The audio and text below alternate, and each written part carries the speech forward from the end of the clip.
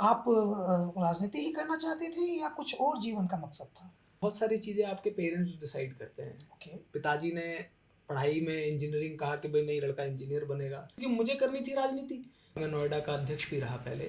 तो कोई महानगर अध्यक्ष नहीं रहा होगा उत्तर प्रदेश में इतनी कम उम्र का उस समय किसी राजनीतिक पार्टी में? समाजवादी पार्टी का जो संविधान है पार्टी का, उसमें भी ये था कि भई उससे पहले 30 साल की उम्र से पहले जो लड़का रहेगा, नौजवान रहेगा, वो यूथ की राजनीति करेगा। तो वो चाहते थे कि एक पढ़ा-लिखा व्यक्ति आए जिससे पार्टी की छवि सुधरे। तो सरकार के दिनों में तो आपका काफ़ी रुतबा-रुआब रहता होगा जब रुतबा-रबाब तो सरकार का होता है।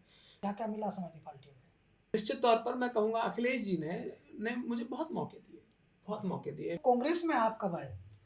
मुझे लगभग 4-5 साल हो गए हैं कांग्रेस पार्टी में। आज तक किसी नेशनल पार्टी की इतनी इतनी हिम्मत नहीं हुई कि कोई खुल के ये कह सके कि नहीं भई पिछड़े और दलितों के साथ गलत हुआ है, इनको आबादी के हिसाब से आरक्षण मिलना चाहिए। लेकिन आप देखिए राहुल गांधी जी ने कितना बड़ा ये डिसीजन लिया।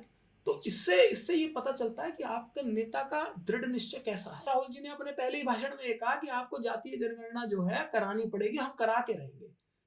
और आपने चूँकि दोनों नेताओं के साथ काम किया है, राहुल गांधी और प्रियंका गांधी के साथ भी, तो दोनों नेताओं में आपको मोस्ट स्किल्ड या डिफरेंट स्किल्ड में क्या आपको अंतर दिखाई देता है? बेहतर कौन है?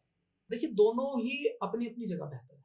प्रियंका जी जो मिलती हैं जब, तो प्रियंका जी जिस स्नेह से मिलती हैं, जिस अपनत्व से मिलती हैं, उसकी उसकी कोई कल्पना ही नहीं की जा सकती। भारतीय जनता पार्टी में कोई सोच सकता है कि प्रियंका जी मेरी पत्नी जब चुनाव लड़ रही थी, प्रियंका जी ने मेरी पत्नी को गले लगा लिया कि तुमने बहुत शानदार चुनाव लड़ रही हो। मेरी बेटी को अब जब चुनाव प्रचार में मेरी बेटी को प्रियंका जी ने अपनी गोदी में रखा हुआ है। ये अपनत्व कहीं मिलेगा आपको?